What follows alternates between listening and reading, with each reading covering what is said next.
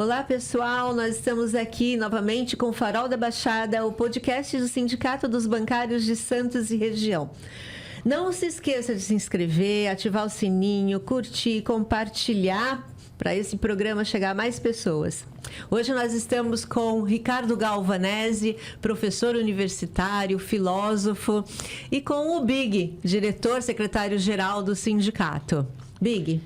Não, primeiro vou entregar. O Ricardo Galvanese foi bancário de um banco estadual e fazia parte do MOB, Movimento de Oposição Bancária, do qual nós fizemos parte antes de entrar na direção do sindicato. Seja bem-vindo aí, Ricardo. Muito obrigado, Eneida, obrigado, Big. Big, velho companheiro de lutas sindicais, né? Isso, anos 80, a gente estava lá na oposição. Eu era funcionário do Banco do Estado de Minas Gerais, no BEND, né? E então, é isso mesmo, anos 80, muita luta, derrubando uma ditadura, né? Instaurando a democracia. E... Sempre lutando, né, Ricardo? Sempre lutando. Do lado certo, né? Eu acho que do lado certo. Do lado certo, do lado certo. Então, já começando assim, eu queria saber da sua opinião, o que é o seu sentimento, como é que você está vendo? A gente teve eleições em outubro, né? E ganhou um novo governo. Né? Entrou um novo governo, Lula assumiu, e eu queria saber de você se você já está sentindo diferença, em que aspectos o clima, o que você pensa aí desse novo governo comparando com o anterior? Eu acho que assim, foi uma vitória, né? Foi uma vitória sobre essa experiência neofascista que o Brasil tem vivenciado, né? Quer dizer, na realidade, os 4 anos do mandato do Bolsonaro tiveram essa orientação neofascista, um governo, né, de extrema-direita que tentou se impor e que tensionou o Estado democrático liberal burguês que a gente tem, né? Pode ser assim, a democracia venceu, né? E agora, pode ser assim, o Lula tem um desafio muito grande, porque a única forma, né, de reconquistar a democracia foi fazendo uma aliança ampla, né? Alguns vão dizer que uma aliança amplíssima, né? Enfim. Mas o fato é que eu acho que a gente está vivendo já, né, uma situação diferente. A gente vê as primeiras medidas, os primeiros 150 dias do governo Lula, né, estão aí sendo marcados por reconquistas fundamentais, tudo aquilo que a gente vinha construindo desde a década de 80, né, com a Constituição Cidadã. Então, os governos do Lula, o avanço nas políticas sociais, os mecanismos de participação, enfim, a gente está construindo tudo aquilo que o governo Bolsonaro procurou destruir. Agora, claro que com tensões e contradições internas e externas, né? Ou seja, o Lula venceu, o Lula é uma liderança da esquerda brasileira, né? De uma orientação de centro-esquerda, mas o governo Lula, pode ser assim, vai da esquerda ao centro-direita, né? E também no Congresso Nacional a gente não teve a vitória, pode ser assim, que nós precisaríamos ter no sentido de uma perspectiva mais progressista, né? Na prática, o Lula está com 130, segundo Lira, 130 deputados, né? Alguma coisa que pode ir um pouquinho além disso, mas um cenário bastante desfavorável no Congresso. E a gente tem visto agora, nessas votações, o resultado dessa correlação de força desfavorável, né, à perspectiva do Lula. Mas, assim, né, tem muita luta, né? Foi uma vitória, mas a gente está, pode ser assim, no meio da batalha. Tem muita luta pela frente. É isso. Ricardo, deixa eu te perguntar uma coisa. Eu gostei dessa sua fala inicial, mas eu queria te perguntar um negócio. Primeiro, esse centrão, nós podemos chamar mesmo de centrão? Ou tem gente já falando direitão em vez de centrão? Isso é uma coisa. Outra questão que eu queria que você falasse aqui, por exemplo, você falou de neofascismo, fascismo. Qual é que é a diferença, por exemplo, que tipo de fascismo aqui no Brasil nós temos? Porque, na verdade, alguns falam o fascismo tupiniquim, tentando colocar uma marca de comércio negativa no Brasil. E a questão que eu quero saber principalmente, se esse direitão, que era um centrão, tem sido aliado do governo ou tem tentado derrotar a todo momento o governo? Me explica aí o que é que você acha, o que é que você está vendo nessa sua visão de professor, de filósofo, porque isso para nós é muito importante. Eu acho que as duas questões são fundamentais mesmo, né? Quer dizer, primeiro que a configuração do Centrão hoje, ela tem, pode ser assim, um componente fisiológico, né? Pode ser assim, né? A política, a gente trabalha com pelo menos 3 categorias, né? Ideologia, fisiologismo e pragmatismo, né? Então, o Centrão sempre ele transitou num território, a princípio, mais fisiológico e pragmatista, né? Quer dizer, na realidade, o fisiologismo é essa relação promíscua, digamos assim, entre público e privado, né? A busca de benefícios em função dos cargos ocupados, e o Centrão sempre teve, pode ser assim, essa perspectiva de se aproximar dos governos, tanto que, se você for observar, né, os grupos que a gente vem chamando de Centrão, né, na realidade, desde a da Constituinte, já estão mais ou menos presentes. Vai mudando o nome, etc., né? Mas, assim, você tem algumas... Tem 2 beiradas mais ideológicas no Congresso, né? Uma mais à esquerda, outra mais à direita, e você tem um grupo que fica ali no meio e que tem uma visão fisiológica, está querendo benefícios e trabalha com muito pragmatismo, ou seja, o que importa é o que ele vai conseguir em termos de cargo, em termos de ocupação de espaço governamental, em termos de liberação de verba e em termos de esquemas de corrupção, ilegais, etc. Então, este grupo, né, que a gente... o termo surgiu lá na Constituinte, né, depois ficou um pouco ali, né, posto de lado, mas na prática, né, é esse grupo que não tem muito perfil ideológico. Agora, a questão que você coloca hoje é fundamental, né? O Centrão está mesmo mais para direitão mesmo, né? Porque além dessa pauta, digamos assim, né, de benefícios econômicos, como houve um empoderamento no mau sentido, né, do parlamento, já começar com o governo Temer, né? Quer dizer, o governo Temer nasce de um acordo para afastar uma presidente legitimamente eleita e que não tinha razão nenhuma para sofrer impeachment. Então, pode-se criticar o que quiser, a gente mais à esquerda faz críticas a Dilma sobre uma série de aspectos, mas não havia motivo nenhum para que houvesse impeachment. Então, o acordo que deu sustentação para o impeachment da Dilma já começa a empoderar o grupo do Congresso, né? A gestão toda do Temer foi uma gestão de fazer grandes acordos em torno dessas forças dentro do parlamento. Depois, quando vem o Bolsonaro, isto sai totalmente do controle, né? Bolsonaro e Lira acabaram com o mínimo que se podia esperar de uma relação republicana entre executivo e legislativo, né?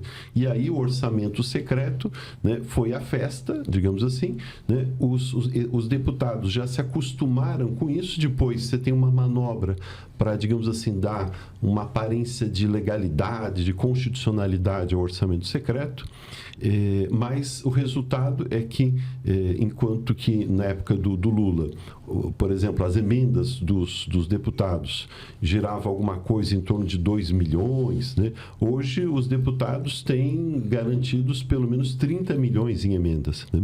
Então, na realidade, fica mais difícil já você negociar, né? Porque as emendas, elas são tornaram-se uma prerrogativa do parlamento.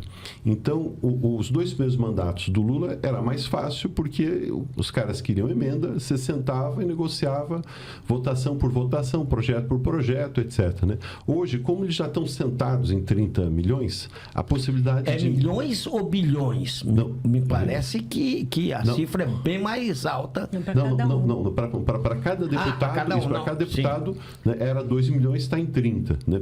Pelo menos. Agora, fica dificultada a negociação, né, nesse caso. Por quê? Porque como ele já tem garantido isso, né, o máximo ali é outros interesses. Então, essas verbas, elas são impositivas, mas o governo pode demorar para atendê-las, mas tem que atender. E também tem um outro campo de negociação que diz respeito à ocupação de cargos, nomeação de cargos, etc.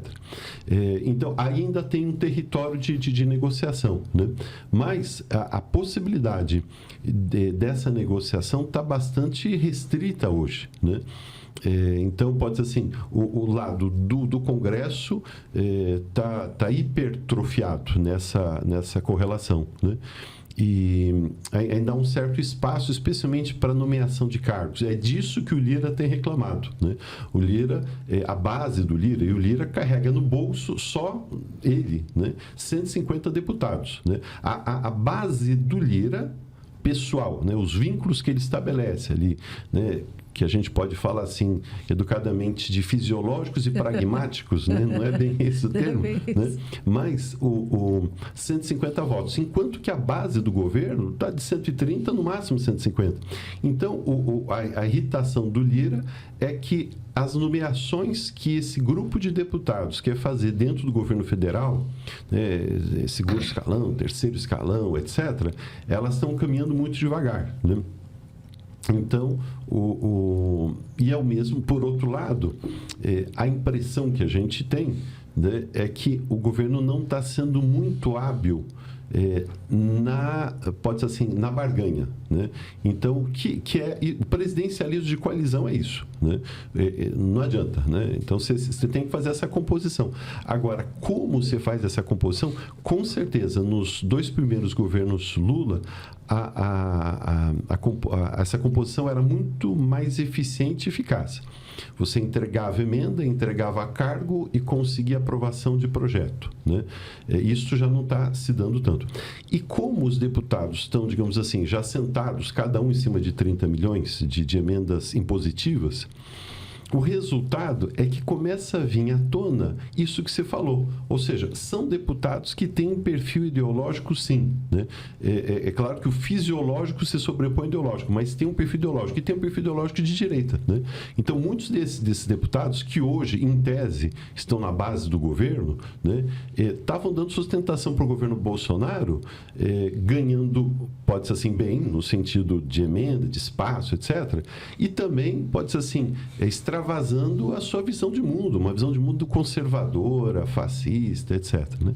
Agora, então isso com relação à primeira questão. Com relação à segunda, já pode engatar aqui? Tudo bem? Pode. Fica à vontade. Isso aqui é um bate-papo aqui tranquilo. Aliás, deixa eu só emendar tem uma pergunta a ver com o que você vai, com essa pergunta do fascismo. Lá antes do impeachment da Dilma, na eleição do segundo, né, programa dela, né, do governo dela, ela ganhou de maneira apertada, né, do Aécio Neves. E ali começou, por ser de maneira apertada, o Brasil polarizado, na verdade, mas polarizado entre uma direita e a esquerda, né? E os progressistas, vamos dizer assim.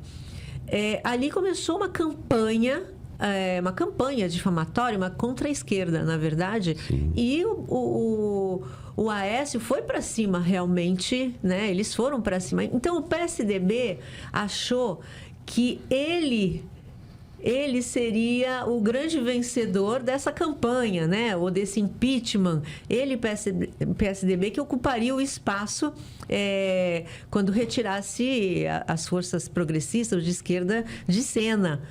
Acontece que quem surgiu, as pessoas que surgiram, e aí é por isso que você vai falar do Congresso, né, fascista, muito conservador, reacionário, ultrapassa essa questão de ser de direita, né? Esse conceito liberal, reacionário em relação a costumes, a diversas pautas, né, racistas, homofóbicos, enfim. Só que, então, o que foi pavimentado foi a extrema-direita que ganhou espaço, né? Só para você também falar sobre isso. Por que você acha que aconteceu isso? Não foi o PSDB, não foi a direita tradicional que ganhou o espaço, mas sim a extrema-direita. E aí, linkando aí com o que você vai falar do perfil. É isso mesmo. Quer dizer, na realidade, ali em 2015, o cálculo era que os tucanos voltassem ao poder em 2018, né? Na eleição de 2018. Mas política, pode ser assim, ela não é previsível, né? Os fatos saem ao controle. E além do que, né, pode ser assim, o PSDB ele foi assumindo, né, como, de certa forma, né, os governos Lula... eu tenho convicções socialistas, né? Então eu enxergo o primeiro e o segundo governo Lula como um governo moderado, de centro-esquerda, né? Mas, assim, ele ocupa um espaço do centro também, os dois primeiros governos, né? E o PSDB, que a princípio se construiu como uma alternativa, o que não deveria ser, porque social-democracia, né, não é centro-direita, né? Conceitualmente, social-democracia é centro-esquerda. Mas o PSDB, que até tem na sua origem alguns nomes, né, pode ser assim, do centro-esquerda, foi se constituindo no governo Fernando Henrique, viabilizando o modelo neoliberal, enfim, foi se constituindo como uma força de centro-direita, né? Com o Lula ocupando o espaço da esquerda, do centro-esquerda, do centro e às vezes até do centro-direita, lembre-se que, né, o vice-presidente do Lula era um dos grandes empresários desse país. José Alencar. José Alencar, né, tinha nomes ligados ao agro dentro do governo Lula. Então, o governo Lula, 1 e 2, ocupou um espaço político que transcendeu muito, né, esse espaço do centro-esquerda. Isso empurrou o PSDB cada vez mais para a direita, né? E o Aécio, na eleição de 14, né, encarnou um discurso protofascista, né? Enfim. Então, agora, ao mesmo tempo ali, acho que a gente tem... É uma situação bastante complexa, né? Até o Limonge, estou tentando lembrar, é um cientista político, publicou um tempo atrás um livro muito interessante avaliando um pouco isso, acho que é Diário do Impeachment, né? Naquele programa Fora da Política Não Há Salvação, é um programa que o pessoal encontra no YouTube, tem uma entrevista em 2 partes com o Limonge. E ali ele explica um pouco, né, essa trajetória. Mas o fato é, o Brasil começa a enveredar na direção fascista em 2013, né? Então, você já tem ali, né, os movimentos de rua marcaram a ocupação do espaço das ruas, que antes era nossa, era a esquerda que ocupava a rua, que fazia manifestação, né, passeata, greve, etc. De repente, em 2013, você tem um movimento multidimensional, né? Quer dizer, em 2013 tinha gente da esquerda na rua e tinha gente da direita, né? Ou tinha uma esquerda que estava descontente com uma certa moderação excessiva do governo, dos governos do PT, mas tinha também um povo da direita que foi ocupando espaço, né?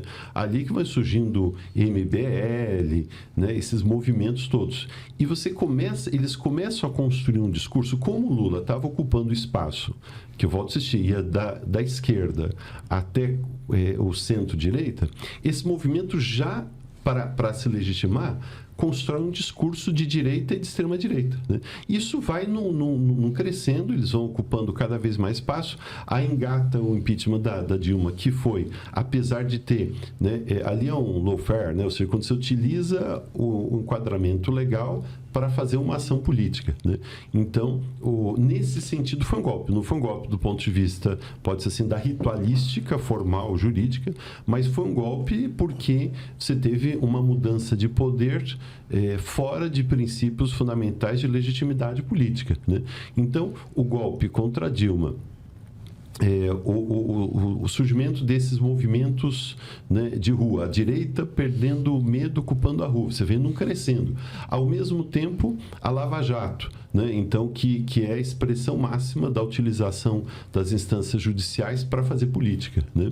E a gente vê o que é o Moro hoje, quer dizer, quem não percebeu naquele momento não tem como negar hoje, né? Quer dizer, o Moro sempre foi um ator político partidário, fazia cálculo, pode ser assim, de vitória das forças de direita, de derrota da esquerda, ele, Delanhol, etc., né? E agora estão todos empipinados aí do ponto de vista jurídico, né? E até experimentando um pouco o remédio amargo que eles mesmos, né, cultivaram, digamos assim.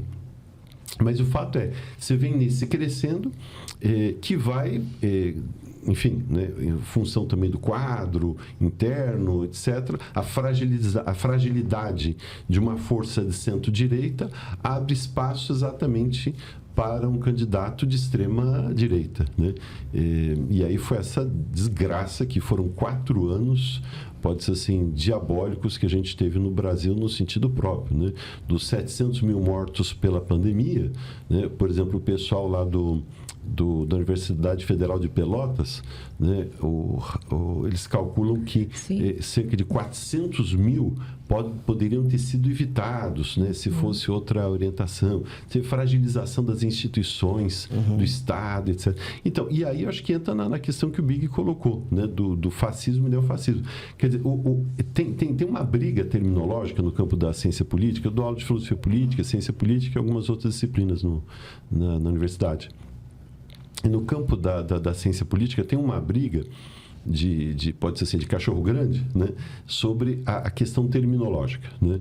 Então, por exemplo, não há como negar que o governo Bolsonaro foi um governo de extrema-direita, ponto. Né? Isso que a gente vê, esse fenômeno político que a gente vê no Bolsonaro no Brasil, nos Estados Unidos com o Trump, com o Viktor Orbán na Hungria, a Giorgia Meloni na Itália, né? Enfim, as forças todas, isso é um fenômeno tipicamente reacionário, de extrema-direita, que vai na contramão do Estado democrático, do Estado liberal, etc. Né? E aí vem a questão terminológica, né? Isso é fascismo, não é fascismo, enfim. Então, o termo fascismo, ele acabou ficando um pouco desgastado, né? Porque alguns associam quase que a xingamento. Né? Você pode xingar a mãe do sujeito ou chamar de fascista. Né? Então, vai dar quase na mesma. Mas isso, por um lado, a gente consegue entender historicamente como é que isso se deu. Agora, fascismo é um conceito, né? É uma forma de organização do poder político, né? Que tem, pode ser assim, o seu surgimento na Itália na década de 20, se expande para a Alemanha na década de 30, depois vai avançando para outros países europeus e se espalha, de certa forma, pelo mundo inteiro. Chega aqui no Brasil também, enfim. Agora, então, agora, a questão é, alguns entendem que o fascismo dos anos 20, dos anos 30, dos anos 40, ele tinha algumas características muito próprias e que não podem ser associadas ao que acontece hoje, né? Só para dar um exemplo fácil, né? O fascismo dos anos 20, o Estado era essencialmente intervencionista, né? No fundo, se estava aplicando ali mecanismos de organização estatal econômica, até de orientação keynesiana, né? Que é uma coisa que no campo da esquerda a gente, de certa forma, defende bastante, enfim. Ou seja, havia uma intervenção muito forte do Estado, né? E o neofascismo, ele é neoliberal, né? Ou seja, ele postula uma redução do papel do Estado no funcionamento da economia e na regulação das relações sociais, das políticas sociais. Então, alguns falam, não, mas isso então não é, mas tem alguns elementos fundamentais que caracterizam, sim, o fascismo como algo que permanece, né? Tem um texto muito interessante, até quem tiver interesse, baixa esse texto de graça na internet, Fascismo Eterno, do Umberto Eco. Então, Umberto Eco foi um dos grandes, né, pensadores italianos contemporâneos, e ele elenca lá 14 características do fascismo, e ele vai dizer o seguinte, olha, o fascismo, a gente pode pensar o fascismo como uma configuração concreta, um bloco de poder, uma forma de organização do Estado, etc. Ou pode pensar o fascismo como uma espécie de espírito do tempo, né? Aliás, o próprio Mussolini, num texto chamado A Doutrina do Fascismo, o Mussolini fala que o fascismo é um espírito, né? Uma forma de encarar a vida, né? Então, essa forma de encarar a vida é inegável que está presente hoje e que justifica plenamente você falar em neofascismo. E, além do mais, uma outra observação. Quer dizer, o fascismo, ele surgiu para conseguir fazer a gestão do capitalismo que a burguesia não estava conseguindo fazer. Ou seja, o fascismo é uma forma de organizar o capitalismo a partir de estratégias que não eram exatamente as estratégias que a burguesia liberal estava adotando nos anos 10, 20, 30. Então, nesse sentido, não há como entender o fascismo sem a lógica do capitalismo. O fascismo ele é uma mediação que viabiliza o desenvolvimento do capitalismo, né? Já o neofascismo é a mesma coisa, né? O neofascismo, por isso que ele vem casado com o neoliberalismo. É uma forma de se viabilizar a etapa atual de desenvolvimento do capitalismo. Mas deixa eu só entre fascismo e neofascismo, você colocou assim, as diferenças, assim, mas qual seria o ponto de contato deles? Quais são os elementos de intersecção entre os dois? Sim. Deixa eu aproveitar aí a pergunta da Eneida, que eu acho que é importante, porque o que a gente tem observado normalmente, no movimento fascista?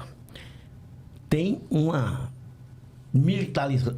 militarização dos estados bastante grande. O que é que eu quero com isso? Eu quero dizer o seguinte: quando houve o golpe do impeachment da presidenta Dilma, entrou o Temer e já naquele momento ele começa a nomear diversos militares para o governo, que até então o governo tinha algumas pastas que normalmente era assumida pelos militares, e eles começaram a colocar bastante militares dentro do governo do Temer. E quando o Bolsonaro assume, aí ele coloca uma quantidade imensa, não só como ministro, como nos primeiros escalão, segundo escalão, mas quase 8 mil, me parece que foi 8 mil militares. E isso tem a ver, por exemplo, com a questão do sistema fascista. Tem alguma coisa, esse endurecimento, a visão de uma forma de extrema direita de algum segmento da militares. Eu queria que você também falasse um pouco sobre essa questão e se isso ajudou a aprofundar esse caminho do neofascismo aqui no Brasil e no mundo, né? Porque tem toda uma situação se colocando. Se por um lado uma parcela dos países estão retomando com a política progressista, por outro lado, a ultradireita e não a direita tem assumido posições importantes no mundo. Assim, eu acho que a discussão sobre o conceito do fascismo, né, ela é apaixonante, né? Eu estou estudando isso há alguns anos, né? E, enfim, é difícil você chegar numa conceituação fechada tanto de fascismo quanto de neofascismo. Mas tem elementos conceituais que são comuns aos dois, né? Um dos elementos, né, via de regra, é essa militarização, né?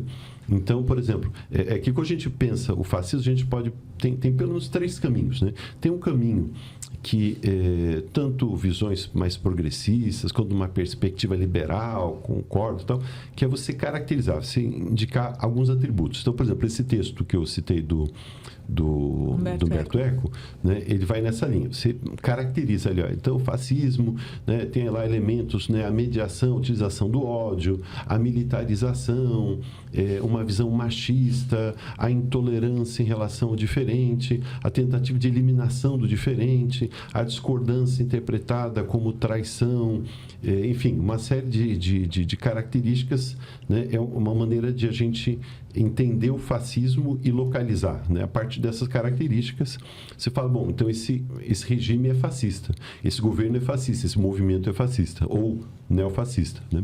O neo entra muito mais no sentido dessas características atuais, né? O que está acontecendo hoje, né? Que está presente.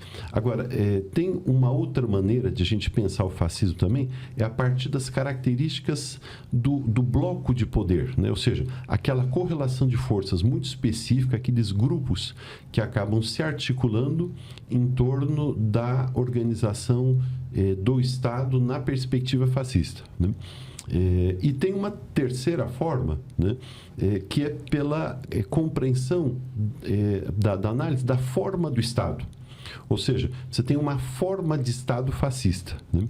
Então, dependendo do caminho que a gente vai, a gente consegue caracterizar, localizar melhor um outro, né?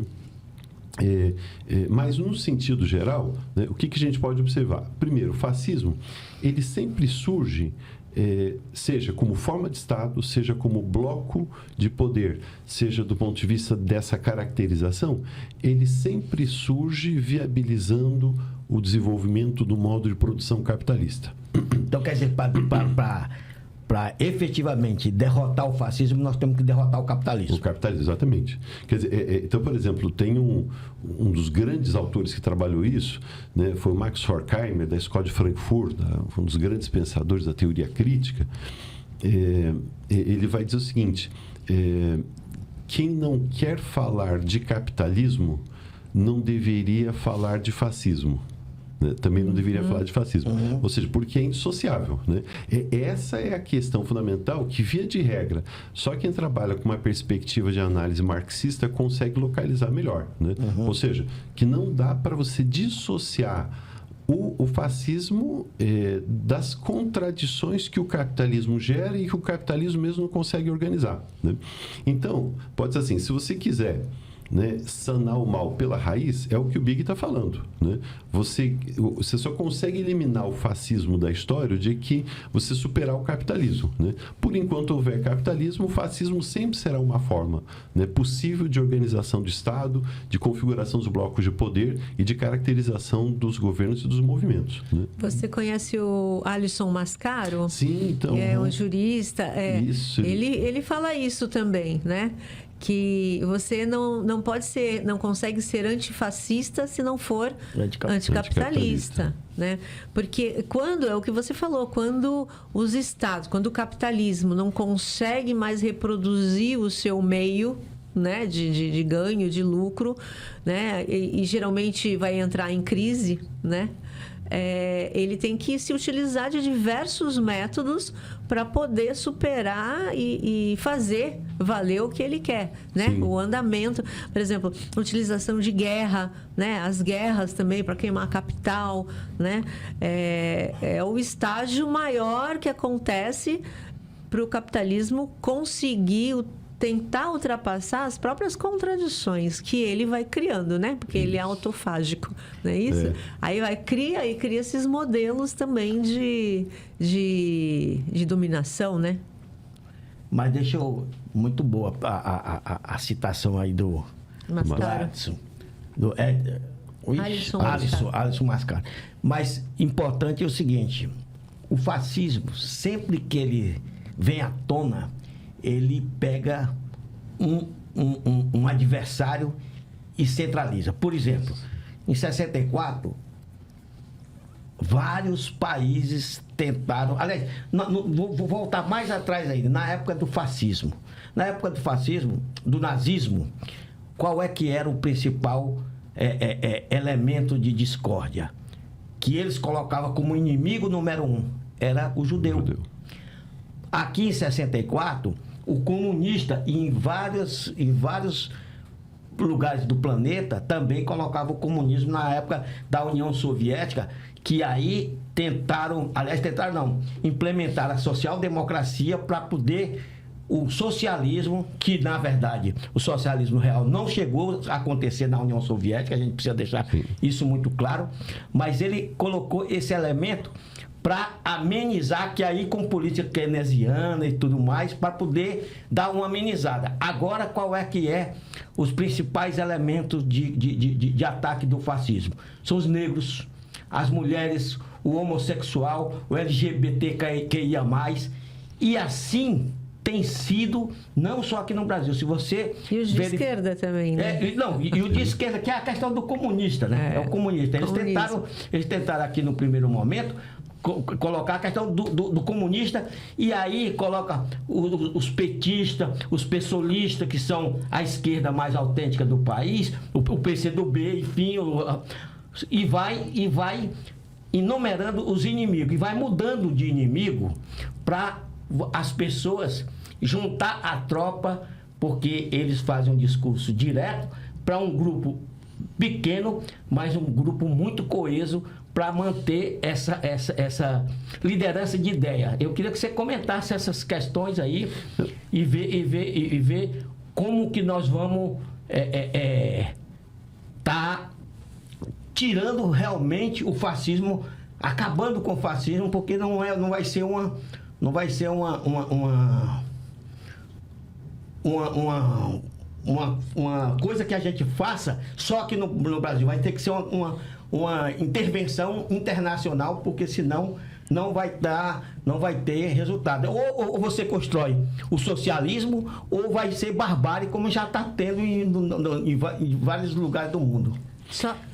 Só para botar uma coisinha, a gente vai lembrando das coisas, mas dentro de escolha de inimigos, a gente vê aí a CPI do MST, né? É isso, é isso aí. Então, uma das características do fascismo é a criação de inimigos. Você não tem o fascismo se você não tiver a mediação do ódio. E para a mediação do ódio, você precisa criar um inimigo. Né? Então, por exemplo, na Europa, o inimigo quem é? É o imigrante, né? Enfim, é o africano que está lá, é o indiano, enfim. Né? Nos Estados Unidos, o mexicano. O mexicano, né? Então, quer dizer, você precisa criar um inimigo. Agora, é interessante a gente observar que tanto no fascismo, né, original quanto no neofascismo, né, a esquerda sempre vai ser diabolizada. Né? Por quê? Porque, em última instância, a esquerda está colocando em questão aquilo que o fascismo, a razão de ser do fascismo, que é resguardar o capitalismo. Né? Então, é nesse sentido que sempre isto vai gerar um incômodo. O Alisson Mascaro lançou um livro recentemente, na realidade foi, ali acho que outubro de 22 agora, né? Um livro chamado Crítica do Fascismo, da editora Boitempo. É muito bom e faz uma síntese muito boa e faz uma análise marxista ali pode ser assim, do fascismo. E aí eu acho que cabe algumas questões. Por exemplo, né, eu, claro, como socialista, eu entendo que socialismo é barbárie. Né? Então, socialismo, né, pode ser, a alternativa ao fascismo passa pelo socialismo. Agora, por outro lado, a gente tem um campo, pode ser assim, né, digamos assim, de convivência democrática estabelecido no âmbito do próprio Estado liberal burguês, que inibe o fascismo. Né?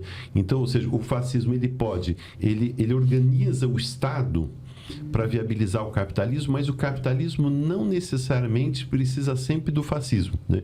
Isso explica, por exemplo, longos períodos na Europa, na América do Norte, América do Sul, etc., que você tem governos que são tipicamente liberais e você não tem o surgimento do fascismo. Na realidade, é quando os governos liberais fracassam que o fascismo vem à tona. Né? E aí, então, é nesse sentido que, por exemplo, a própria aliança que o Lula organizou, né, ela tem socialistas, social-democratas e liberais. Por quê? Porque é um território comum, né, esse de reconhecer pode ser assim, o fascismo, o extremismo de direita como algo danoso para todos. Né? Então, esse campo comum de diálogo, né, ele pode, digamos assim, né, estabelecer períodos históricos nos quais você afasta o fascismo. Né? Então, o que a gente teve, especialmente ali dos anos 50, 60 até o começo dos anos 2000, né, teve digamos assim, uma espécie de redução significativa de movimentos e governos fascistas, né? E isso em países capitalistas. Então, os governos liberais, eles podem atenuar, pode-se assim, essa característica violenta do fascismo, né? Esse conjunto de atributos que fazem com que o fascismo represente um retrocesso civilizacional. Agora, claro que se a gente pensar no longo prazo, efetivamente é só uma perspectiva efetivamente democrática e socialista que consegue superar. Né? E eu acho que aí entra também um grande desafio que hoje está posto para a esquerda. Né? É como que a gente viabiliza o avanço democrático. Né? Então, durante muito tempo, né, alguns setores de esquerda ficaram, com toda razão, pode ser assim, absolutamente desencantados com as possibilidades civilizacionais da democracia liberal. Né? E aí, e nesse sentido, entendiam que você tem que fazer um enfrentamento de força equivalente à brutalidade da força da extrema-direita, né? Ou seja, você não pode enfrentar o inimigo que vem com armas, né? Você pode, assim, né, simplesmente oferecendo, né, diálogo, né? Então, você teria que ter um enfrentamento mais violento, e isso gerou, pode ser assim, uma espécie de descrença com relação à democracia, né? Esse caminho, historicamente, foi se mostrando equivocado, né? Por quê? Porque, no fundo, né, e aí a gente entra num território aqui que eu gosto muito, não sei se a gente tem tempo para explorar, mas assim, que a visão socialista, isso é até incômodo a gente falar, né? Mas ela é herdeira também do liberalismo, né? Agora, com certeza, a revolução capitalista foi uma revolução, né? Exatamente. E então, teve um papel que acabou com o feudalismo quer dizer, teve um papel naquele momento. Exatamente, naquele momento fundamental. E em termos do estabelecimento de um elenco de direitos políticos, né, de direitos relativos à liberdade de expressão, relativos à liberdade de organização, de opinião, enfim, que constituem de defesa de processos eleitorais, de democracia representativa, etc., que foram, digamos assim, bandeiras da esquerda que nascem dentro do liberalismo. E aí é importante hoje a gente distinguir 3 formas de liberalismo. Os neoliberais não fazem essa distinção, e eu vejo isso, enquanto professor universitário, eu vejo que ganham muito os jovens por não fazer essa distinção, que na realidade você tem pelo menos 3 liberalismos, né? Você tem o liberalismo político, né, que aí John Locke, Alex de Tocqueville, próprio John Stuart Mill, etc. Enfim, são autores que trabalharam princípios que inegavelmente trazem um patamar de civilidade à ação política, e a luta, a força política revolucionária em alguns momentos que estava por trás desses princípios era a burguesia, né? Então, nesse sentido, esses princípios do liberalismo político, eles acabaram configurando um ganho civilizacional. Ou seja, né, hoje, e eu acho que no caso da esquerda do Brasil, por exemplo, né, boa parte do tempo, aliás, desde que eu me conheço por gente, eu comecei a militar na esquerda muito cedo, com 15 anos de idade, né? E a minha família tinha também pessoas que eram do campo da esquerda, então eu nasci ouvindo uma série de coisas e participando desse debate. Mas assim, desde que eu me lembro por gente, a esquerda defende bandeiras que são do liberalismo político, né? É que a gente não se restringe a isso, né? A grande questão é essa, ou seja, no fundo, a visão socialista, ela indica o seguinte, que o liberalismo, no sentido mais nobre, elevado do liberalismo político, ele só consegue se realizar mesmo no socialismo, paradoxalmente, né? Ou seja, o socialismo, ele não é simplesmente a construção de uma sociedade igualitária, mas é uma sociedade igualitária e livre, né? Então, a liberdade não é um valor menor na visão socialista, é um valor central, é a ideia da igual liberdade, né? O centro. Então, uma coisa é o liberalismo político, que a direita se apropriou, né? Tudo bem, historicamente, o liberalismo político veio, digamos assim, no colo da burguesia mesmo, né? Mas, digamos, ele aponta para um horizonte que é muito maior, um horizonte que, inclusive, a própria burguesia não consegue realizar. Segundo lugar, tem o liberalismo moral, né? E aí isso dá uma confusão tremenda na cabeça, especialmente dos mais jovens. Por quê? Porque, de certa forma, todos hoje somos liberais, né? Quer dizer, a ideia do liberalismo moral é a ideia da autonomia do sujeito sobre o próprio corpo, sobre as próprias decisões, sobre a própria sexualidade, sobre a própria religiosidade, sobre as próprias escolhas profissionais, afetivas, etc. Nesse sentido, todos somos liberais, né? Então, às vezes, né, o rapaz chega na faculdade e fala, não, mas eu sou um liberal. Então, a gente precisa esclarecer, bom, do ponto de vista desse desejo de autodeterminação, de certa forma, cada um ser posse de si mesmo, para o bem ou para o mal, todos somos liberais, né? Então, uma coisa é liberalismo moral, outra coisa é liberalismo político. E outra coisa é liberalismo econômico, né? E o neoliberalismo econômico. Aí é um território muito específico, que é a utilização de um argumento que legitima liberdade de mercado para também acabar com a própria liberdade de mercado, porque o discurso do capitalismo concorrencial, né, cria as condições para o capitalismo monopolista. Para o monopólio, né? Então, claro. Né? Então, nesse sentido, é uma contradição. São as contradições. Né, que o capitalismo carrega.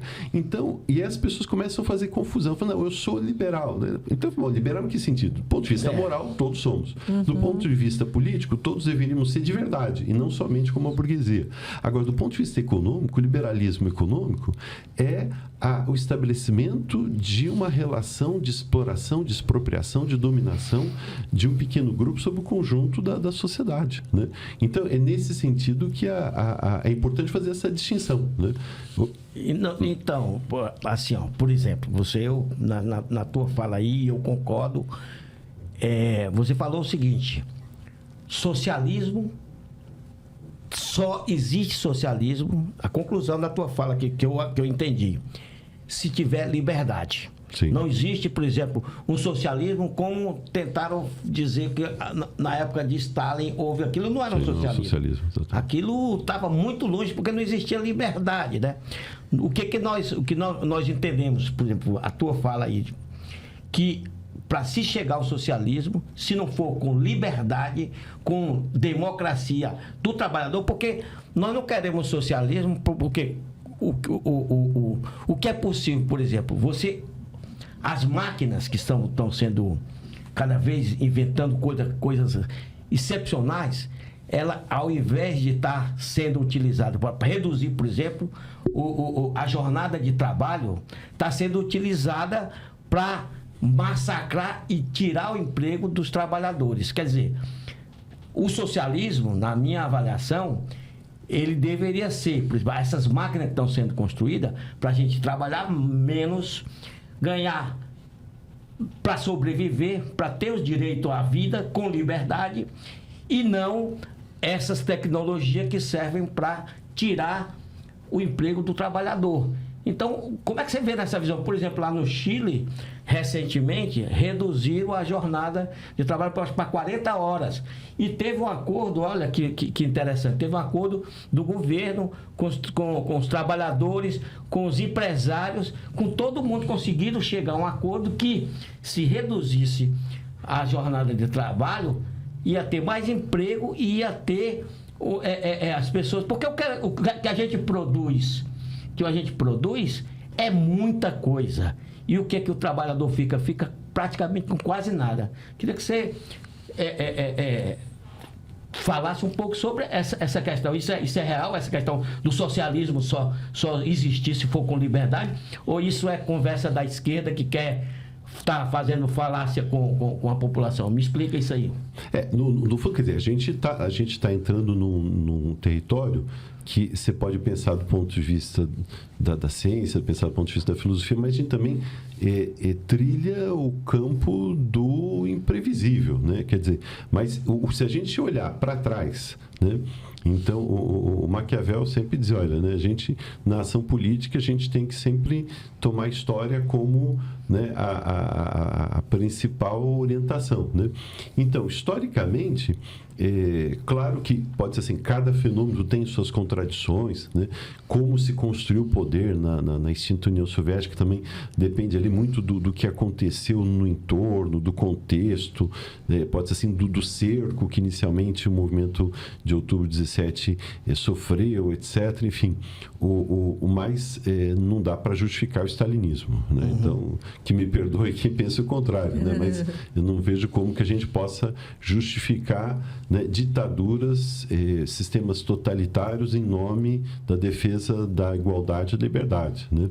Então, agora, eu acho que hoje o que se coloca, né, para a esquerda, para o campo progressista, é exatamente utilizar a democracia não como um recurso tático, né, que a gente usa e depois descarta, mas como estratégia e finalidade, né? Ou seja, é a democracia que é o grande caminho para a gente construir uma sociedade mais igualitária.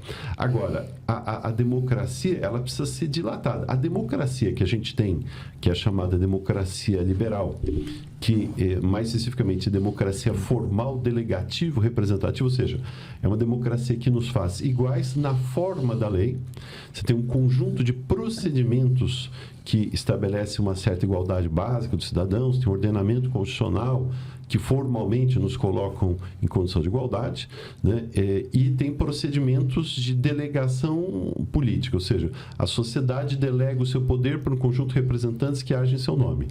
Esse modelo de democracia só não consegue construir uma sociedade igualitária.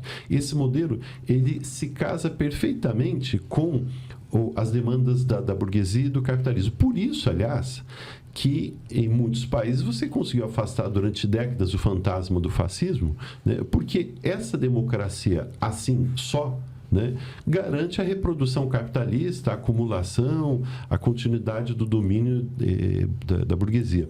Agora, exercida sobre o conjunto da sociedade. Agora,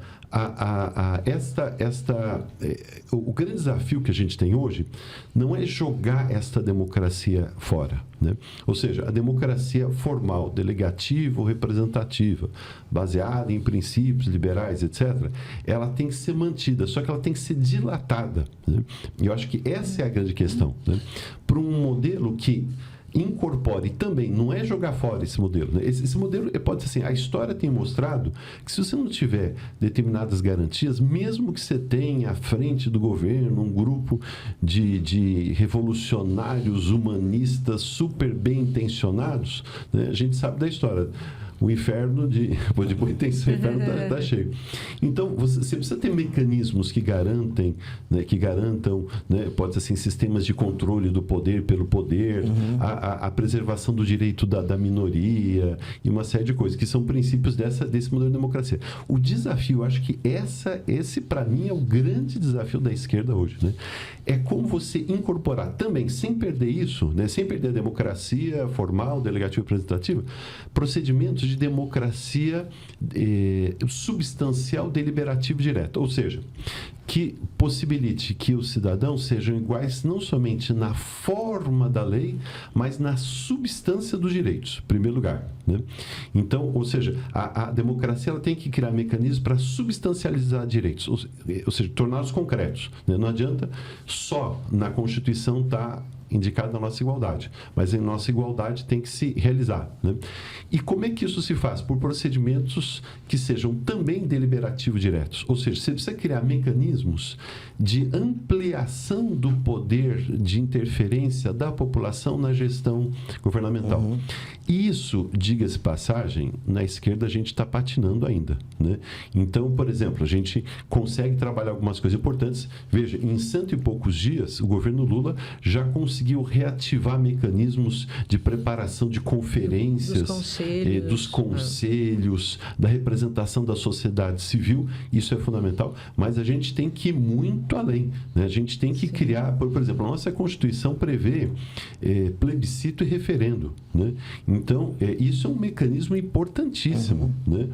Que, inclusive, alguns governos da América Latina que nem primaram tanto, né, por respeito propriamente à democracia liberal, etc., souberam usar, né? Então, se a gente usa esses mecanismos primando pela democracia delegativa, formal, etc., a gente vai ampliando de forma significativa. E hoje ainda você tem um recurso da via digital. Então, você consegue fazer consulta pública. Claro que você tem todo o problema da segurança digital, mas é uma questão técnica, né? Mas hoje você consegue fazer consulta pública em frações de segundos, né? Então, você consegue, por exemplo, nessa campanha agora, a gente organizou um coletivo, a campanha do Lula, e a gente decidiu algumas coisas através lá do Zap, né? Aquele mecanismo lá de votação no Zap. Ou seja, você tem formas novas que a própria tecnologia, como o Big estava levantando a questão da tecnologia. A tecnologia hoje ela pode ser, ela é um instrumento, pode ser assim, né, do mal, né? Até brinco com os meus alunos, eu chamo essa maquininha aqui, o celular, né, o smartphone de maquininha do capeta, né? Porque assim, realmente, mesmo, hein? Foi por aí que o demônio do bolsonarismo entrou. Né? Agora, por outro lado, né, é um meio, é uma mediação. E você pode usar esse meio para estimular formas de participação. Eu acho que esse é o grande desafio. Acho que está posto para o governo Lula. No nível federal, isso é bem difícil, complicado. Mas, por exemplo, a gente tem as eleições no ano que vem e é fundamental que os governos de esquerda viabilizem formas de gestão participativa em escala municipal, que é muito mais fácil. Né? Numa cidade se organizar, né, mecanismos de participação efetiva e não uma simulação de participação. Né? Alguns governos liberais criaram assim uma simulaçãozinha, imitaram. A gente criou, por exemplo, a esquerda criou o orçamento participativo lá em Porto Alegre, nos anos 90 ainda, que foi uma experiência espetacular. Né? Depois o orçamento participativo foi sendo adotado em outras prefeituras, mas já descaracterizado. Né? Enfim, então, você pode criar mecanismos muito efetivos de participação, de controle social, ampliar os mecanismos, por exemplo, revogatórios.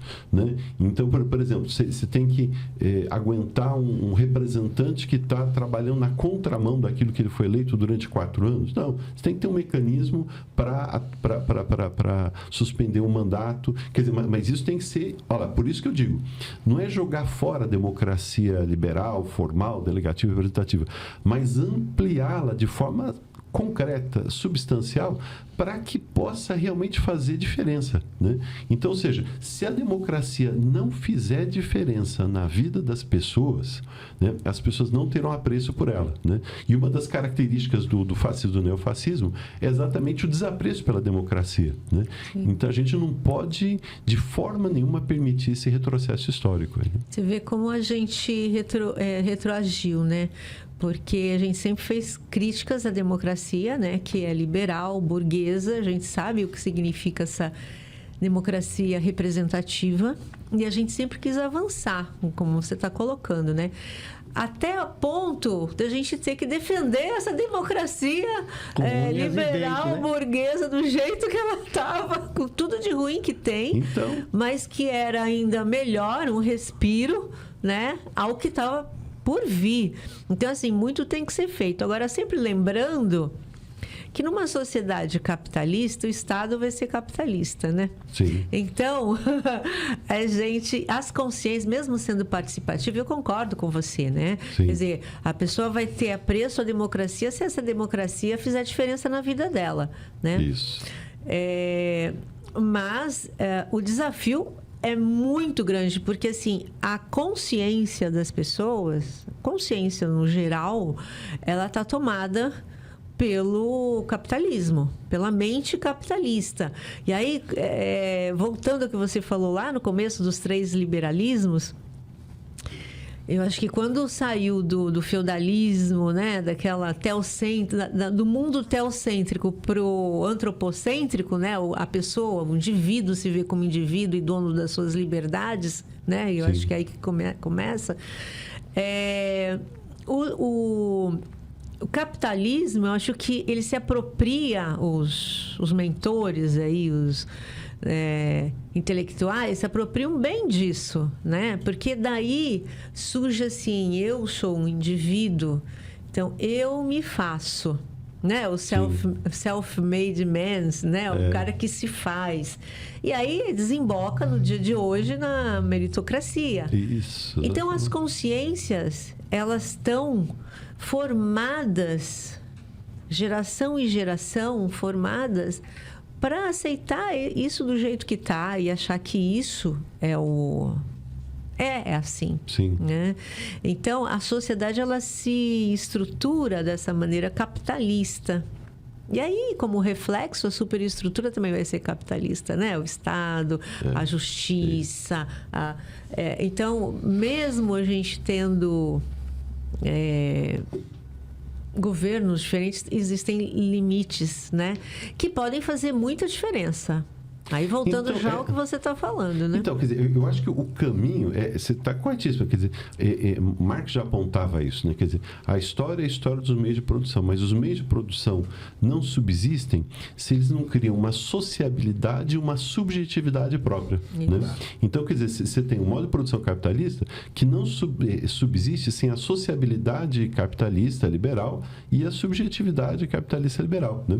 Então, e é por isso que se constitui, pode ser assim, num sistema de organização coletiva da vida que tende a se manter, né, no tempo.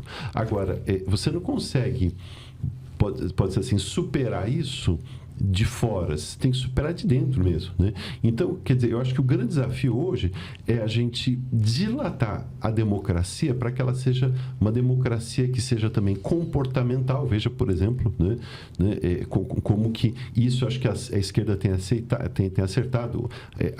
As pessoas estão vivendo tensões do ponto de vista da sua identidade sexual, da sua condição racial, dos seus afetos, dos seus sentimentos, das suas convicções, que tem que ser equacionados de forma democrática, né?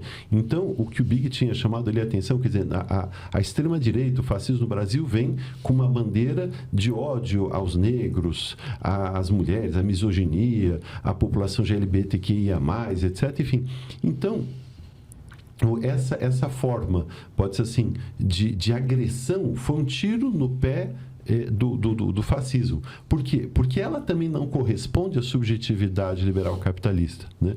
Então, a subjetividade liberal capitalista implica que as pessoas tenham a sua liberdade de convicção, de expressão, etc.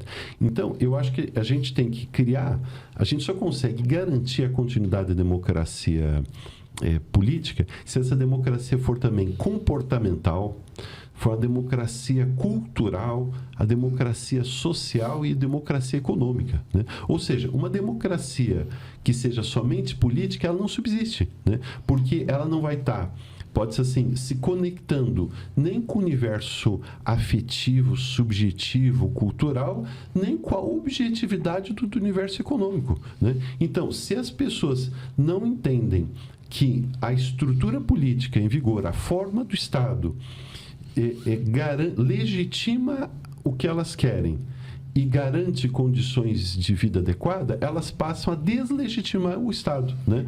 Essa forma de ser do Estado, né? E aí, nesse caso, cresce quem? Cresce o discurso autoritário, o discurso fascista. Mas então, eu queria entrar mudasse um pouco o rumo da prosa. Sim. Não, porque é o seguinte, a Eneida colocou com muita clareza a questão que, por mais que seja o governo progressista, no Estado capitalista, o Estado é capitalista. Isso. E aí, por exemplo, nós temos no governo Lula, já nesses 150 dias, uma batalha importantíssima sobre a questão, por exemplo, dos povos originários. Isso. A questão do meio ambiente.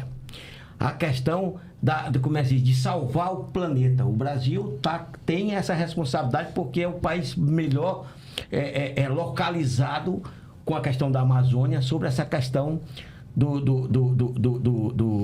de salvar o planeta. E aí você vê um congresso de 80% do congresso, eu estou falando do congresso como um todo, é de direita para extrema direita.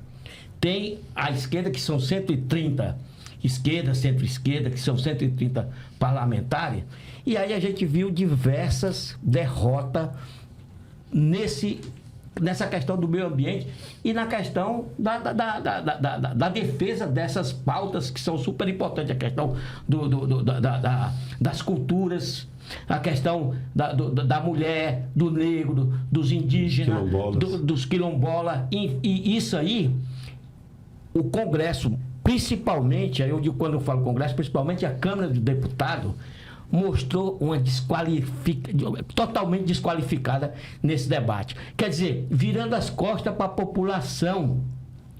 E por mais que eu quero dizer que o governo queira fazer mais nesse sentido, principalmente a Câmara dos Deputados tem sido um entrave nessas pautas. Como é que você vê essa questão?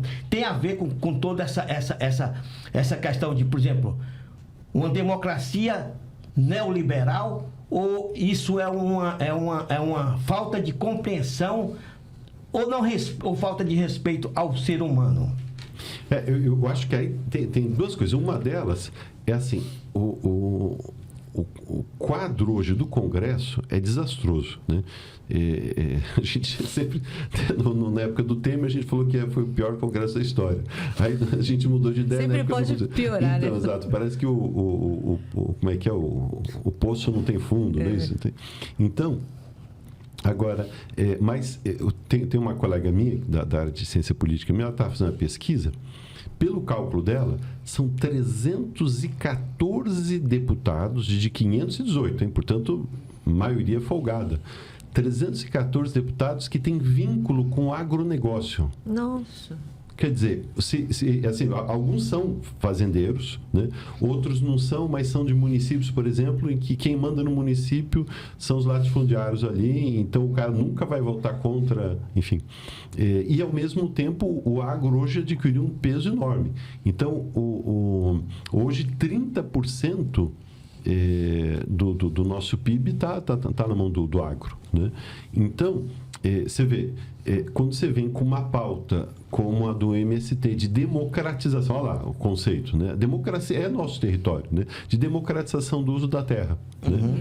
Então, aí o que eles fazem? Criam uma CPI, uma CPI contra o MST, né? Então, quando você, né, pode ser assim, coloca a importância, né? Porque aí, quando a gente fala em água, a gente está falando de um universo muito amplo aí, né? Não é só ali o cara que produz, enfim, tem especulador, tem gente que tem vínculos com o garimpo, né? Enfim, constituem máfias, né, de violência política enorme, enfim. Então, essa turma é muito complicada, né? E demandas como essa, né? Populações originárias, dos indígenas. O que aconteceu terça-feira, gente, foi um crime.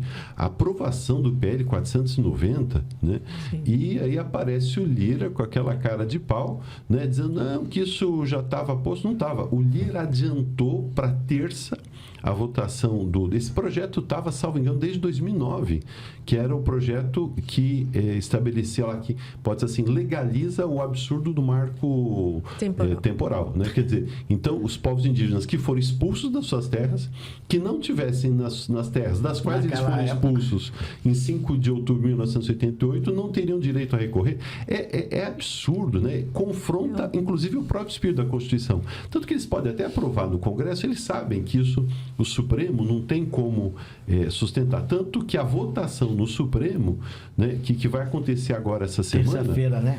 Acho que terça-feira, né? Muito provavelmente, né, o marco temporal não fica de pé de maneira... Porque surgiu... eu não lembro quem surgiu primeiro, se foi a ação ou se foi o projeto de lei, né, que estabelecia isso. Um dos dois foi que surgiu. Então, no Congresso não vai se... no Supremo não se sustenta. Mas o Lira fez isso para pressionar o governo e para aumentar o cacife da votação da quarta e da quinta, né? Então, o que foi feito é criminoso, né? Mas então nós vamos ter que denunciar essa Câmara. Essa liderança do Lira é um absurdo. Porque ele, como é que diz? Ele, aliás, na votação da estrutura do governo, o que é que aconteceu? Ele estava indo para derrotar essa proposta. Imagina, o presidente foi eleito com 60 milhões de votos, né? E aí não pode constituir o governo da forma, a estrutura do jeito que ele quer.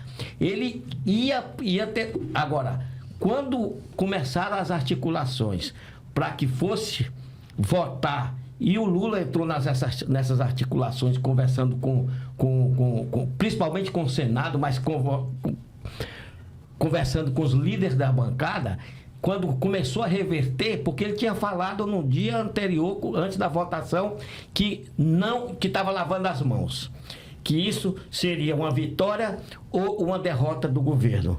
E aí, quando a coisa começou a mudar, ele muda a versão e tenta, quer dizer, simplesmente fazendo querer voltar àquela questão que antes era imoral, que era a questão das emendas secretas, né? Do parlamento, que estava tudo sobre a responsabilidade dele. Então, é uma coisa que não dá para aceitar. Nós temos que denunciar isso, porque, cara, o povo brasileiro precisa de um Congresso que defenda as pautas dos brasileiros. E nós precisamos, principalmente as questões ecológicas, porque é sobrevivência do planeta. Não é só da Amazônia, não é só do país, mas é uma pauta, ou a gente defende como todo no continente, ou no mundo, ou isso vai... Não adianta a gente ficar conversando aqui e eles querendo destruir o planeta, né? Porque é o planeta.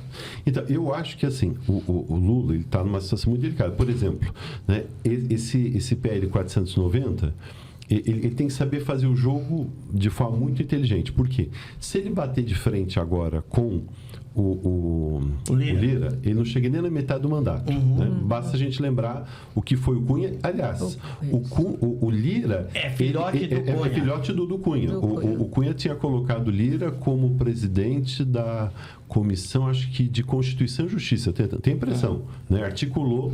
Então, assim, né? O Lira foi formado na escola do Cunha. Então, se o Lula bater de frente, né? E aí o pessoal fala, mas o Lula está tranquilo, está sendo... Claro, né? Em política tem coisa que você fala, tem coisa que você não fala em público, né? Então, ele não pode vir à tona e falar o que ele pensa do Lira e da ascendência do Lira, né? Então, quer dizer, ele tem que fazer esse jogo até midiático. Agora, ele tem, por exemplo, nessa questão do PL 490, qual que é a esperança? É você se articular no Senado. O Senado já é mais favorável, né? Então, no Congresso a gente apanha feio. No Senado você consegue mais ou menos... Na Câmara, exatamente. Na Câmara a gente apanha feio. No Senado você consegue ter um resultado melhor, né? E aquilo que fere a Constituição, né, tem que correr para o Supremo, ponto, né? Agora, eu acho que além disso, né, a gente tem que utilizar, pode ser assim, o mecanismo, até no artigo 1º da Constituição, o texto diz mais ou menos isso, né, que o poder emana do povo, que será exercido por meio dos seus representantes e diretamente nos termos dessa Constituição, né? Então, e aí você tem plebiscito, referendo, iniciativa legislativa popular e outros instrumentos. Então, eu acho que projetos que, pode ser assim, que não vão ter como passar mesmo no Congresso, nem Senado, nem Câmara, etc., o Lula tem que jogar para o público, né? Ou seja, na forma de plebiscito, referendo. Né? A Dilma, ela tentou, não sei se vocês lembram, quando aconteceram aqueles movimentos de 2013, a Dilma tentou jogar para o público. E quem freou foi o Temer. A gente sabe até por quê, né? Então, mas ali houve um ensaio de fazer uma reforma política a partir de um plebiscito ou plebiscito referendo, né?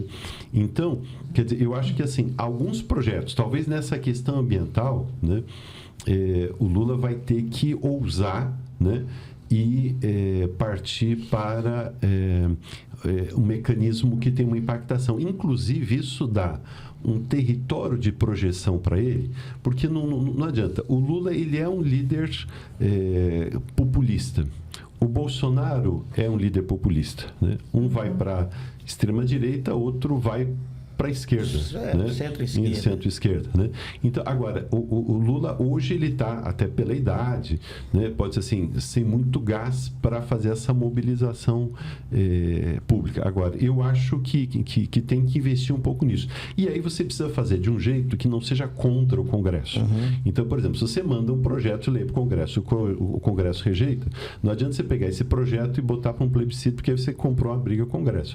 Você tem que se adiantar E se você faz a avaliação, fala, isso aqui não vai passar mesmo no Congresso, né?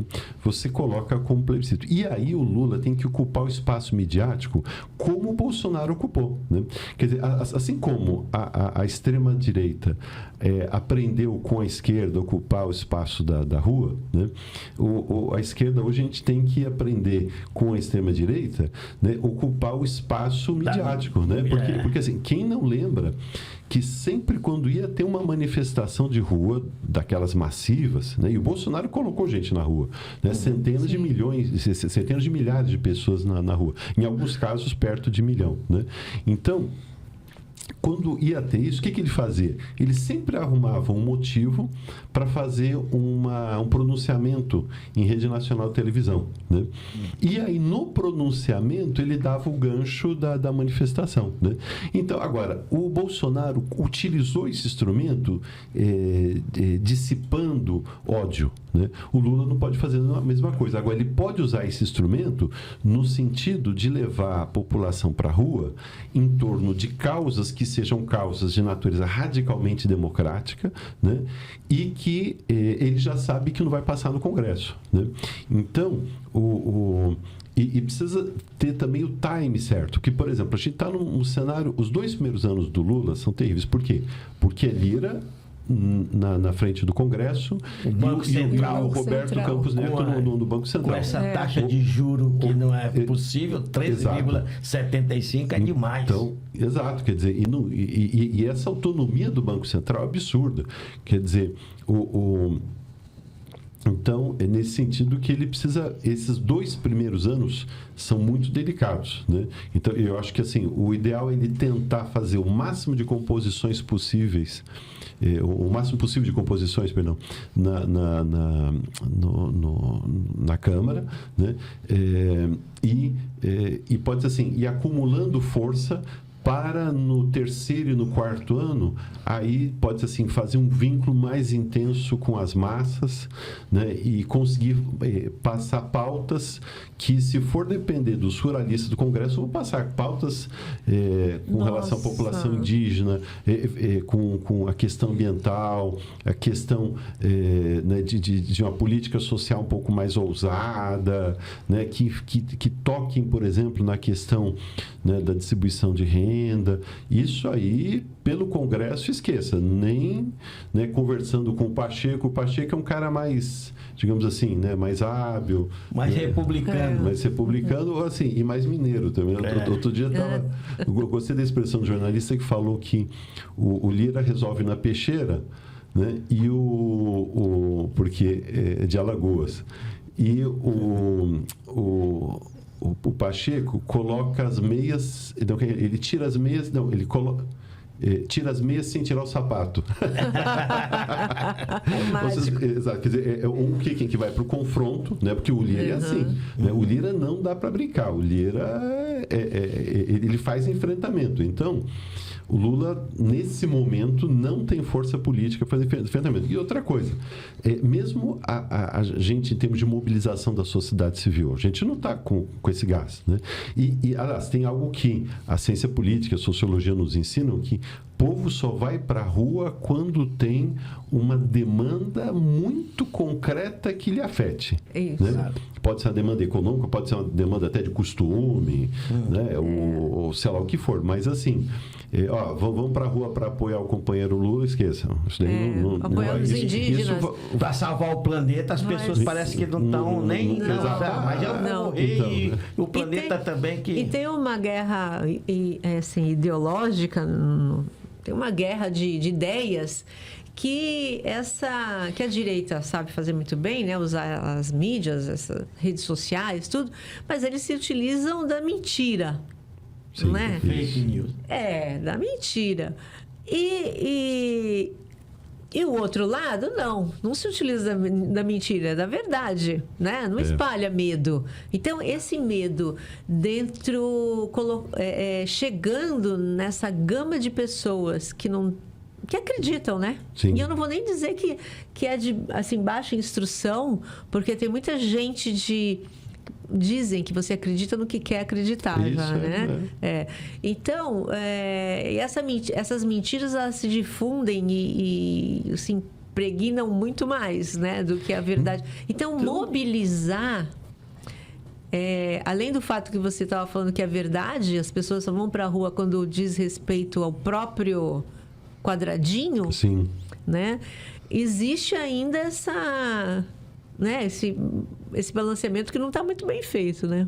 Então, quer dizer, eu acho que é isso. Quer dizer, por exemplo, se você coloca, por exemplo, né, um projeto, olha, vamos aumentar em 50% do salário mínimo, você coloca povo na rua. É verdade. Né? Agora, né, essas questões mais específicas, né? Exato. Precisa ser alguma coisa concreta e específica, né? Senão não se viabiliza, não. Agora, e outra coisa importante, que até voltando um pouco para a questão do fascismo, as mediações. Essa questão, eu brinco, chamo de maquininha do capeta, mas as mediações digitais, hoje, elas são muito importantes, né? E eu acho que o que vocês estão fazendo aqui, né, a iniciativa dos sindicatos bancários, né, criando esse programa, o Farol da Baixada, né, é algo fundamental. A gente tem que ir ocupando esse espaço, né, como de uma forma diferente da extrema-direita. Né? Quer dizer, a extrema-direita trabalha as mídias sociais, YouTube, etc., mas usando a mediação que é própria deles, que é o ódio. Quer dizer, e por que é o ódio? É isso que é importante a gente observar. Sempre o neofascismo, ele é uma estratégia diversionista. Né? Ou seja, é sempre uma estratégia para tirar o foco do que seja propriamente o problema central. O problema central é que você vive num modo de produção na qual todos trabalham por uma pequena parcela em enriquecer, ponto. Né? Quer dizer, é para isso que existe o fascismo. Né? Agora, o fascismo, as pessoas sentem isso, percebem isso, então você precisa criar, né, aquilo que o Big colocou, você precisa criar um inimigo. Né? Quem que é? É o gay? É a lésbica? É o negro? É o africano? É o indígena? É o comunismo? Né, o comunismo, enfim, quer dizer, então você precisa criar um inimigo para mobilizar na base do ódio. Né? Então, e aí as redes sociais ajudam muito. Né? Aliás, essa questão da formação da subjetividade, né, ela tem que ser muito bem pensada. Né? O que a gente viu na ocupação em frente aos quartéis, aquele povo rezando para pneu, mandando mensagem para ET, aquele devaneio, né? Assim, tem precedente, né? Quer dizer, aliás, tem alguns... Tem explicação, né? Tem explicação, né? Isso não é de agora. Tem um texto ótimo do Freud, Psicologia das Massas e Análise do Eu. Né? Então, texto ali quando o fascismo estava começando a se constituir, né? E que ele já vai trabalhar muito disso, quer dizer, uma espécie de contaminação afetiva e delirante que as massas podem provocar. Efeito manada, né? Efeito manada, né? E pode dizer assim, isso tem muito a ver com como as pessoas lidam, né? Pode ser assim, com a própria impulsividade, a relação da libido, do desejo, da repressão, etc. Isso vai sendo retomado mais para frente num outro texto também muito importante do William Reich, chamado Psicologia das Massas do Fascismo. Então, nesses tempos agora, né, no final do ano, eu estava relendo esses textos e é de uma atualidade enorme, né? Com uma diferença que eu observei. Quer dizer, veja, o fascismo ele só pôde se estabelecer porque a gente tinha criado uma revolução da comunicação, o rádio. Né? Então, o rádio foi o instrumento pelo qual o fascismo se espalhou. E agora fake news. E agora fake news e essas maquininhas, celular, WhatsApp. Tal. Então, é nesse sentido que esse é um território que a gente tem que ocupar, mas não trazendo o devaneio, claro, o delírio, o ódio. Né? Mas a serenidade, o pensamento, a reflexão, os valores e a afetividade da justiça. Né? Eu acho que que isso é uma coisa que a gente precisa trabalhar muito, quer dizer, são os afetos que envolvem a solidariedade, a gente estava falando disso, né? Mas como se até o Big colocou, a gente acabou até não voltando, né? Quer dizer, como construir uma alternativa pós-capitalista se você está num modo de produção com uma sociabilidade, com uma subjetividade, as três capitalistas, né? Quer dizer, eu acho que passa muito pela capacidade de a gente lidar com os afetos, ou seja, a gente tem que tocar as pessoas e despertar nelas, pode ser assim, o conjunto de emoções que estão ligadas à solidariedade, à generosidade, ao amor, à justiça, né? Eu acho que, por exemplo, nessa última campanha, o Lula soube lidar com isso muito bem. Enquanto o Bolsonaro estava babando de ódio, né, o Lula estava colocando a questão do amor, né, de desligar o ódio. Quer dizer, então, e ali funcionou. Quer dizer, então, acho que a gente tem que, pode ser assim, erotizar, para pegar a referência freudiana e do Reich, a gente tem que erotizar a democracia participativa, né, erotizar os mecanismos de participação política efetiva, né? As pessoas precisam sentir prazer, a alegria, a festa, a celebração do processo democrático, e isso gerar significação para a sua vida, né? Por exemplo, eu lembro o momento da comemoração da vitória do Lula, a gente estava na Praça, né, Independência. Né? Então, eu lembro ali assim, de uma alegria contagiante, e houve um fato que quem estava ali na praça deve lembrar, né? Alguns setores da polícia, né, estavam numa atitude claramente de provocação, né? Não, só um detalhe. No dia da votação do marco temporal, cara, você passou esses acúmulos de pessoas em frente aos quartéis, tudo, e não aconteceu absolutamente nada. Os caras fazendo atentado e tudo mais. Os indígenas se mobilizaram contra a votação do marco temporal. Aqui no estado de São Paulo, a polícia do Tarcísio jogou bomba... Em 5 minutos. Em 5 minutos. Essa é a diferença. Essa é a diferença que a gente tem que marcar e dizer, gente, hoje são com os indígenas, amanhã vai ser com você que está escutando a gente. Isso. Então tem que colocar a cabeça para... Tem que seguir o farol. E o farol, nesse momento, é a democracia, é o amor, é isso. A gente não precisa só de comida, precisa de comida, diversão e arte. Isso mesmo. Não, é perfeito. E olha, isso que você falou, inclusive, nos dois sentidos, né? Eu estava lembrando ali na comemoração da vitória do Lula na Praça Independência, pode ser assim, havia um clima de alegria, de festa, mas... Uma certa tensão, mas assim, o registro das pessoas era outro. Aí eu lembro que passou um carro da polícia que não precisava passar no meio da manifestação, né? E daí eu me preocupei e falei assim, isso daí vai dar ruim. Mas não, o pessoal simplesmente abriu, mandou beijinho para os policiais, tal. Quer dizer, é um outro registro, né? E até porque, né, as forças policiais, eu estava até debatendo numa sala de aula essa semana. Veja, o policial, ele é um trabalhador, né? E é um trabalhador de uma condição absolutamente explorada e precarizada. Quer dizer, o PM, ele sai de casa de manhã, ele não sabe se ele vai voltar à noite para ver os filhos. Então, se a gente não entrar nessa dramaticidade afetiva, por exemplo, das forças policiais, a gente não ganha as forças policiais do nosso lado, né? Se você vira para o policial e fala, você é um fascistão, tal, não sei o quê, quer dizer, você não ganha ele para esse canto. Quer dizer, agora, isso tem que ser concreto, tem que ser no âmbito das políticas. Infelizmente, a gente não conseguiu ganhar o governo do Estado, porque o Haddad teria a condição de dar um outro tipo de orientação, né? Aliás, em vários estados do Nordeste, as polícias militares têm uma postura diferente porque entenderam a perspectiva, né, pode ser assim, de valorização, de respeito à condição profissional dele, de entender o drama que eles vivenciam, né? Então, eu acho que, no fundo, é exatamente isso. A gente consegue construir alternativas pós-capitalistas de dentro do próprio capitalismo, dos recursos que o próprio capitalismo disponibilizou, e Marx falou isso a vida inteira, né? O capitalismo disponibiliza recursos que ele não consegue dar conta. Ou seja, as contradições do capitalismo inviabilizam os ganhos civilizacionais que o próprio capitalismo poderia proporcionar.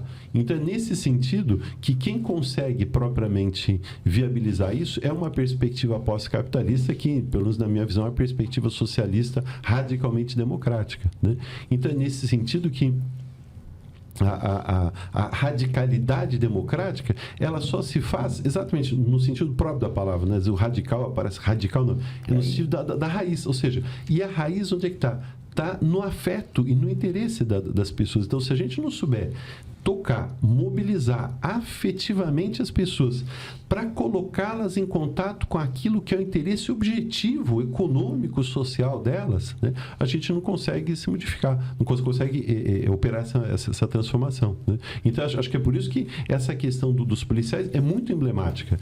A esquerda não conseguiu ainda, em alguns lugares até conseguiu, né? Mas mergulhar nesse universo afetivo, emocional, do profissional de segurança, e falou assim, a gente não está contra você, não, né? É que você trabalha para o Estado, você está subordinado a uma estrutura de poder, porque quem manda descer a bala, a porrada, não é o soldado, ele está numa cadeia de comando, né? E que lá em cima, né, está alguém que não tem compromisso com você, que tem compromisso com o grande negócio, que tem compromisso com o agro, que tem compromisso com o banco, que tem compromisso com o mundo financeiro, mas não com você, trabalhador de segurança. Então, acho que se a gente conseguir mergulhar, né, isso a gente está pegando um exemplo, tem inúmeros outros exemplos, né, que mostram, né? Então, para mim, o grande desafio hoje é como que a gente opera esse movimento, né,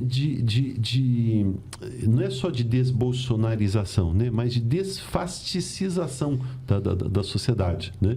Isso eu acho que passa inevitavelmente por um mecanismo de participação efetiva e pela mudança da construção do nosso discurso, de forma que a gente toque mais o afeto das pessoas e desperte nas pessoas aqueles sentimentos, aquelas emoções mais elevadas, pode ser assim, né?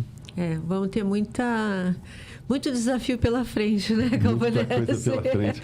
Tem mais alguma coisa que você queira falar? Olha, professor, se você deixar aqui, a gente fica até amanhã, entendeu? Mas eu acho que a paciência do povo deve ter já se esgotado. Não, foi muito bom, né? Muito bom. Quer falar alguma coisa? Não, eu tô aqui me segurando, porque eu precisava ir no banheiro.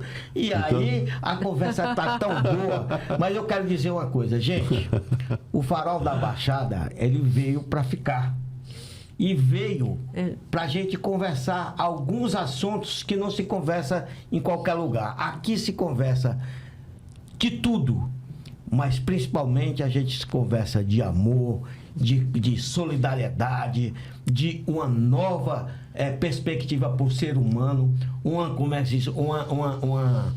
uma visão que seja humanitária, uma visão que faça a diferença para o povo, não só o povo da Baixada Santista, mas o povo do estado de São Paulo, do Brasil e do mundo.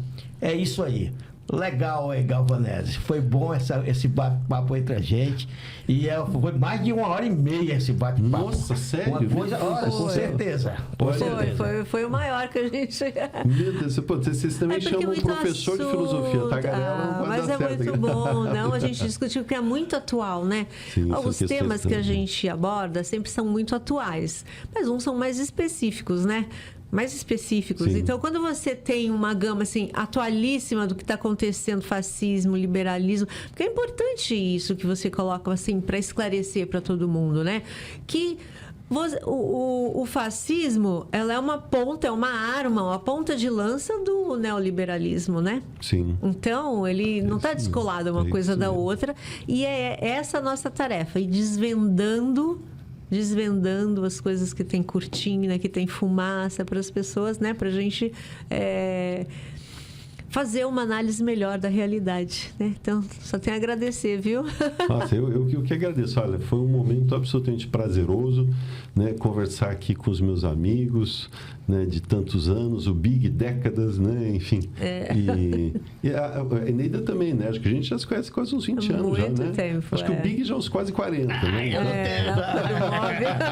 Vamos deixar essa quantidade para lá. A qualidade é mais importante do que a quantidade. É isso aí, gente. Foi ótimo. Então, não se esqueçam de se inscrever, tocar o sininho, porque muito mais tem por aí. Até a próxima quarta. Valeu, gente. Se liga.